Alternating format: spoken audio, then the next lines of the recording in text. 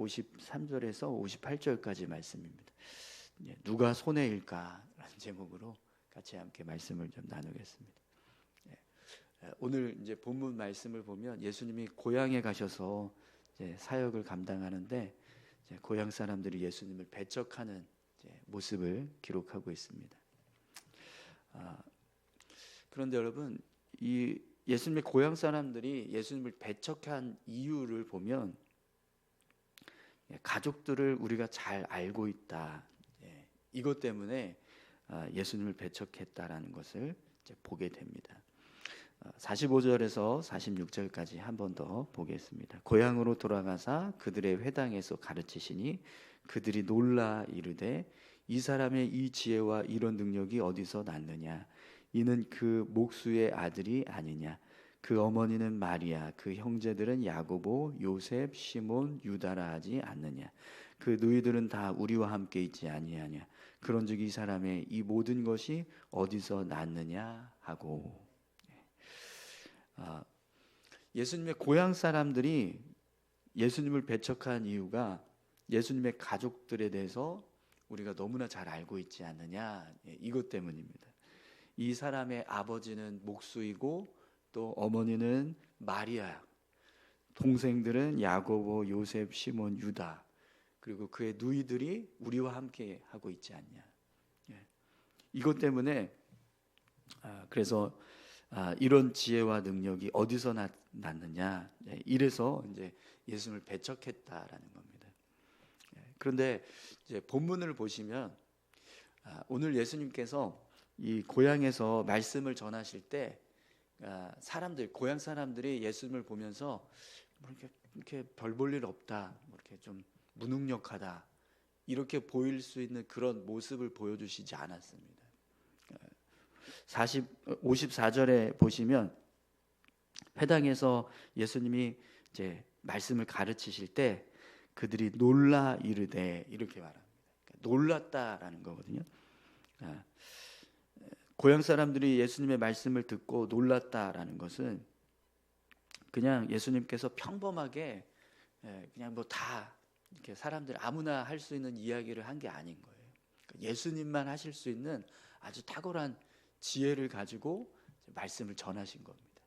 그리고 이제 이 지혜와 이 능력이 어디서 나느냐, 이렇게 이제 본문에 기록되고 있는데요. 예수님은 말씀만 하신 게 아니라 거기서도 능력을 행하신 거예요. 병든 사람을 고치시는 일을 이제 하신 거죠. 그 모습은 분명 사람들이 놀랄 만한 일입니다. 그죠? 왜냐하면 병을 고쳤다라는 것 자체가 이건 하나님의 능력이잖아요. 근데 그걸 예수님께서 보여주셨으니 사람들이 그 모습을 보고 놀랄 수밖에 없죠.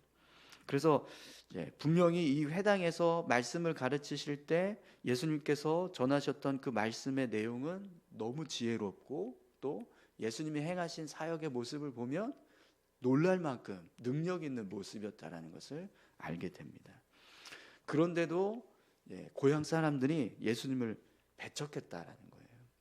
그리고 그 이유가 그의 아버지는 목수, 그의 어머니는 마리아, 그리고 동생들은 우리가 너무나 잘 알고 있는 네 사람, 누이들 우리와 함께 있고, 이것 때문이라는 겁니다. 예수님의 가족들에 대한 고향 사람들의 생각이 예수님을 부정하게 만들었다라는 거예요. 예수님의 능력이 없거나 예수님께서 지혜가 없으셔서 그래서 그것 때문에 고향 사람들이 예수님을 배척한 게 아니라 그냥 예수님의 가족들을 우리가 잘 알고 있다는 것 때문에, 이 가족도 우리가 볼 때는 뭐 다 평범한 사람들인데 이 사람 도대체 어디서 이런 지혜와 이런 능력을 얻은 거야? 우린 못 믿겠어. 이러면서 예수님을 배척했다라는 거죠. 그럼 여러분, 예수님의 고향 사람들이 예수님을 배척한 이제 이유, 그 모습을 한번 보시면 어떠십니까? 이게 합당한 배척이라고 할 수 있을까요? 예수님께서 능력을 행하셨는데 이게 뭐 너무 평범해서 지극히 평범한 모습이라 그냥 뭐 다 아무나 할 수 있는 일을 하셨다거나 아니면 예수님이 말씀을 전하셨는데 이건 뭐 어느 랍비가 와서 말씀을 전해도 다 할 수 있는 그런 말씀을 전했다거나 그러면 모르겠는데 예수님께서 고향 사람들에게 보여주신 지혜와 능력은 다 놀랄 만한 그런 아주 탁월한 지혜와 그런 뛰어난 능력을 지금 보여주셨다는 말이죠. 그런데도 불구하고 예수님의 고향 사람들은 그냥 단지 예수님의 가족들을 내가 잘 알고 있다라고 하는 그 사실 하나 때문에 그래서 예수님을 믿지 못했다라는 거예요. 그리고 배척했다라는 거죠. 그럼 여러분, 예수님을 배척하는 이 고향 사람들의 모습이 과연 합당하냐라는 거예요. 합당할까요? 합당하지 않죠. 왜냐하면 예수님께서 지금 보여주고 계시는 모습만 본다면 그분을 믿지 못할 이유가 없습니다.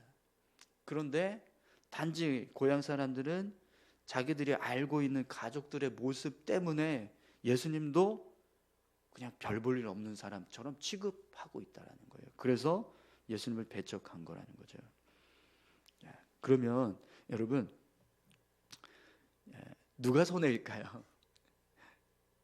오늘 본문을 보시면 이렇게 예수님을 배척한 사람들이 손해가 되는 것을 보게 됩니다. 그들은요, 자기들의 생각 때문에 자신들이 가지고 있는 지식 때문에 결국에는 그들을 향해서 베풀어 주셔야 될 구원의 은혜, 복음을 듣지 못하고 또 더 많은 어떤 예수님께서 행하실 수 있는 능력들을 얻지 못하는 그런 상황이 되어 버립니다. 오늘 본문은 57절에서 58절을 보시면 이렇게 말씀하고 있습니다.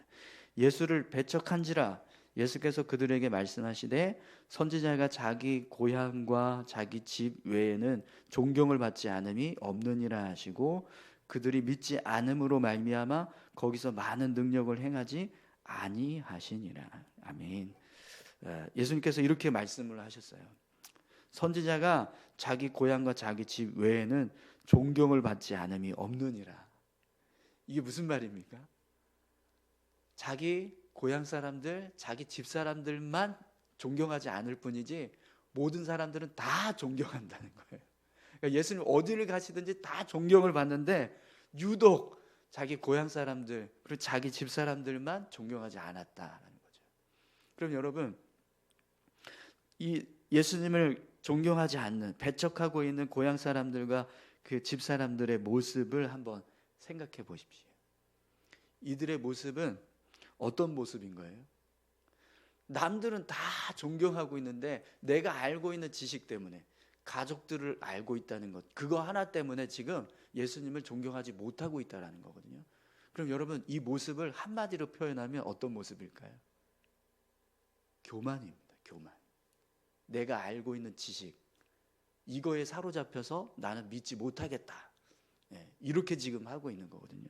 이건 너무나 교만한 모습인 거예요. 그들이 가지고 있는 교만한 모습 때문에 결국에는 하나님의 아들이신 예수님을 인정하지 못하고 자기들이 가지고 있는 지식에 의해서 하나님의 은혜를 경험할 수 있는 기회를 이제 날려버리는 그런 일들을 하고 있다는 거죠. 근데 여러분, 이 모습을요 우리가 이렇게 표현할 수도 있을 것 같습니다. 선무당이 사람 잡는다. 잘 모르는 사람들이 괜히 아는 척했다가 사고 친다. 이렇게 표현할 수도 있을 것 같습니다. 여러분, 하나님 앞에서는요 이렇게 서면 안 됩니다. 하나님 앞에서는요, 특히 하나님 말씀 앞에서는 이런 모습으로 서는 것은요 자기 손해. 그래서 예수님이 오늘 본문에서도 보면 그들이 믿지 않음으로 말미암아 거기서 많은 능력을 행하지 아니하시니라 이렇게 기록하고 있습니다. 사실 예수님은요 고향에서 더 많은 능력을 행하시길 원하셨어요. 더 많은 사람들을 고쳐주기를 원하셨고 더 많은 사람들에게 복음을 전하길 원하셨고 그들을 구원해 주시길 원하셨다는 거죠. 근데 그걸 믿지 못하고 배척하는 사람들 때문에 결국에는 이제 많은 능력을 행하지 않으시고 그곳을 떠나시는 일을 하십니다. 그럼 여러분, 누가 손해가 될까요? 예수님은 손해 볼 일이 하나도 없습니다. 고향 사람들이 손해인 거죠. 더 많은 능력을 경험할 수 있고 또 더 많은 그런 은혜를 받을 수 있는 기회가 있었지만 자기들이 알고 있는 지식 때문에, 근데 그 지식도 단지 그냥 인간적인 어떤 지식이지 정말 제대로 알아서 가지고 있는 그런 지식이 아닌, 교만함에 사로잡혀 있는 그런 지식 때문에 결국에는 은혜를 경험하지 못하는 일이 일어나게 되었다라는 겁니다. 여러분, 은혜는요 사모하는 자가 받습니다. 사모하지 않는 사람은요 은혜 받지 못해요. 은혜를 받고자 하는 믿음이 있어야 은혜가 임하게 되는 겁니다. 은혜를 은혜로 생각하고 또 은혜 받았을 때 그걸 감사하게 여겨야 하나님이 더 은혜를 부어주십니다. 사람들도 그러잖아요. 자기를 무시하고 함부로 대하는 사람에게 마음 주지 않아요. 잘해주고 싶고 더 이렇게 편하게 해주고 싶은데 그렇게 하는 거에 대해서 별로 이렇게 좋아하지도 않고 고마워하지도 않는다. 그러면 그렇게 해주고 싶은 마음이 사라져 버립니다. 그렇죠? 여러분들도 그러시죠? 저도 그렇거든요. 교육자들한테 이렇게 성도님들이 이렇게 음식도 주시고 또 밥도 사주시고 과일도 보내주시고 막 그럴 때가 있어요. 근데 제가 막 그걸 받았는데 고마워하지도 않고 좋아하지도 않는다고 생각해 보세요. 그럼 여러분들 그거 계속 하시겠습니까? 안 하죠, 그죠? 고마워하고 좋아하고 감사하다고 표현하고 그렇게 하는 그 모습 때문에 더 기뻐하시고 더 잘 섬겨주시고 그러는 거지. 고맙지도 않고 막 이렇게 좋아하지도 않는데 막 그걸 또 티를 낸다고 생각을 해보세요. 그러면 누가 그런 일을 하겠습니까? 하나님도요, 하나님을 신뢰하고 믿는 사람에게 더 많은 은혜를 주십니다. 말씀을 사모하고 그 말씀대로 살려고 힘쓰는 사람에게 하나님이 말씀을 부어주신다는 거예요. 어제 우리 피택자 교육할 때 우리가 어떻게 하면 말씀대로 살 수 있습니까? 하는데 하나님의 음성을 듣는 방법에 대해서 이제 몇 가지 쭉 이렇게 내용이 나왔었는데 그 중에 하나가 뭐냐면 말씀대로 살려고 해야 말씀이 임한다. 여러분, 하나님의 말씀은요 아무한테나 주지 않습니다. 한번 생각해 보세요. 하나님이 너 선교사로 나가라 이렇게 말씀을 하시려면 어떤 사람에게 그렇게 말씀을 하실까요? 그런 마음에 소망을 품고 있는 사람에게 말씀하시는 거예요. 그렇지 않겠습니까? 그냥 아무나 툭 집어서 너 지금 당장 다 정리하고 선교사로 나가 그럴까요? 아니요, 절대로 그렇지 않습니다. 하나님이요 소망을 가지고 하나님을 향해서 헌신하려고 하는 사람에게 그렇게 말씀하세요. 말씀도 똑같습니다. 말씀대로 살겠습니다라고 하는 사람이 말씀을 듣고 그 말씀대로 살아가는 거지, 말씀대로 살고 싶지 않고 내 뜻대로 살고 싶다 그런 사람한테는요 하나님 말씀하시지 않는다는 겁니다. 여러분, 오늘 저와 여러분들이 예수님의 고향 사람들처럼 좀 안다고 교만해지면 안 됩니다. 교만해지지 마시기 바랍니다. 그러면 교만해진 사람만 손해예요. 예수님의 가족이 어떤 사람들인지 예수님의 가족들을 내가 뭐 잘 알고 있는 그 모습, 사실 그거는 아무 의미가 없어요.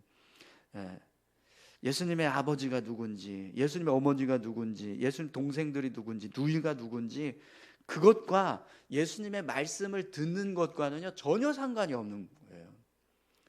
그렇지 않습니까? 예수님께서 선포하고 계시는 그 말씀은 하늘의 지혜가 담겨져 있는 말씀입니다. 근데 그 말씀을 듣는데 왜 가족들을 보면서 말씀을 들어요? 그냥 예수님에게만 집중하고 예수님의 말씀에만 집중하면 되는데, 그죠? 예수님이 능력을 행하고 계시는데 그 능력만 집중하면 되는데 왜 그 능력을 보면서 가족들을 보냐라는 거예요. 예수님을 향해서 집중하고 예수님께서 전하시는 말씀에 집중해야 은혜가 임합니다. 네, 말씀도 마찬가지라는 거죠. 말씀을 전하는 사람이 부족할 수는 있습니다. 문맥에 안 맞게 막 설교할 수도 있고 버벅대고 막 틀릴 수도 있고. 근데 여러분, 그럴지라도 그 사람이 선포하고 있는 하나님의 말씀은 부족하지 않아요. 그렇지 않습니까? 설교자가 부족한 거지 하나님의 말씀이 부족한 건 아닙니다. 그러니까 설교자를 보면서 설교를 들으면 말씀이 들리지 않을 겁니다. 그러나 그가 선포하고 있는 말씀에 집중하면 그 말씀 안에 담겨진 하나님의 뜻은 분명히 우리가 깨달을 수 있습니다. 근데 고향 사람들은 그걸 못했어요. 그래서 자기들이 가지고 있는 그 지식, 예수님에 대한 어떤 정보죠, 가족들에 대한 정보, 그것 때문에 결국 교만해져서 예수님을 배척하는 그런 일들이 있었습니다. 여러분, 하나님 앞에서는요, 우리가 절대로 아는 척하면 안 됩니다. 늘 겸손하시고 주님 앞에서 더 귀를 열고 내가 듣겠습니다, 이런 믿음의 모습으로 나아가야 하나님 우리에게 은혜 주십니다. 어제 제가 점심에 이제 인터넷이 자꾸 이렇게 오늘 뭐 방송이 잘 안 됐다 그래서 한번 이제 어떻게 소리가 어떻게 나갔나 한다고 이렇게 유튜브를 이렇게 봤거든요. 근데 마침 나진담 침례교회 김관성 목사님 예배 그러니까 실황이 뜨더라고요. 그래서 그냥 한번 이렇게 눌러봤어요. 그랬더니 이제 예배가 거의 다 끝나갈 때쯤 됐나 봐요. 이제 설교를 마무리하는데 이런 얘기를 하시는 거예요. 여러분들은 아직 더 많이 배우셔야 되고 더 많은 훈련을 받으셔야 되지만 저는 이제 그럴 필요가 없습니다. 저는 이제 어느 정도 영적인 어떤 수준의 경지에 도달했기 때문에 저에게는 이제 뭐 이렇게 훈련이나 배움이 필요 없습니다. 라고 하면 죽는 겁니다. 이렇게 설교를 하시더라고요. 네. 그렇게 되면 끝나는 거예요. 네. 그러니 여러분 늘 겸손하시고 부족하다, 연약하다, 더 은혜 주십시오. 제가 더 겸손히 배우겠습니다. 이래야 살 수 있습니다. 네, 이렇게 말씀을 하시더라고요. 근데 여러분 그렇지 않습니까? 우리가 하나님 앞에서 이제는 뭐 어느 정도 수준에 이르렀으니까 저는 괜찮아요. 이 정도면 충분합니다. 이런 사람은요 절대로 배울 수 없습니다. 절대로 깨달을 수 없어요. 근데 고향 사람들이 예수님을 배척하는 모습이 그 모습과 똑같은 거예요. 예수님의 가족들의 수준을 봐라. 저들의 수준을 보는데 이 사람의 수준이 또 뭐 얼마나 높겠냐. 이래서 그냥 완전히 무시해버리고 배척하는 일을 했다라는 거죠. 근데 이건 너무나 교만한 모습인 거예요. 여러분, 오늘 저와 여러분들이 예수님의 이 고향 사람들처럼 교만한 마음으로 내가 가지고 있는 지식에 의해서 하나님의 말씀을 막 필터링하지 마십시오. 하나님의 말씀을 들을 때 그 속에 담겨져 있는 하나님의 뜻을 찾기 위해서 겸손한 마음으로 서시기 바랍니다. 그러면 하나님은요 우리에게 말씀해 주실 줄 믿습니다. 겸손히 주님 앞에 서시는 저와 여러분들이 다 되시기를 축원합니다. 우리 같이 함께 기도하실까요?